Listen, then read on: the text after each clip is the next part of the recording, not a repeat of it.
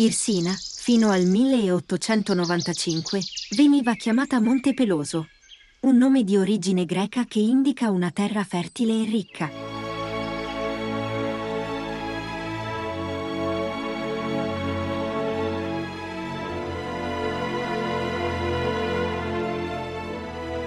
Nel centro storico, tra palazzi nobiliari, chiese e vicoli, alzando gli occhi, si scorge un grande campanile.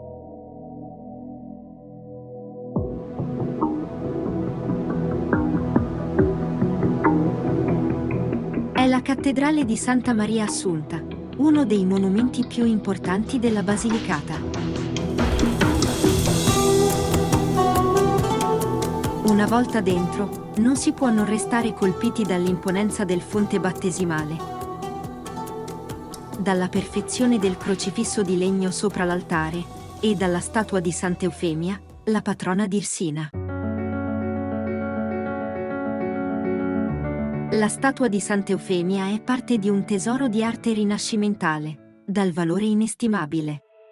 E non è solo il magnetismo del suo sguardo a renderla unica, ma anche il fatto che è una rarissima testimonianza dell'attività scultorea del Mantegna. Sotto la cattedrale, una cripta enorme.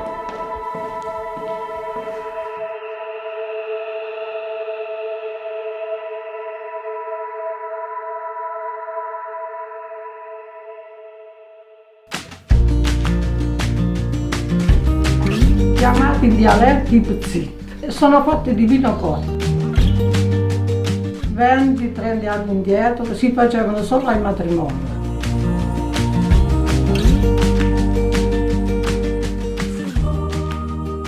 Nei sotterranei della chiesa di San Francesco, la cripta si presenta ai nostri occhi con una prepotente bellezza.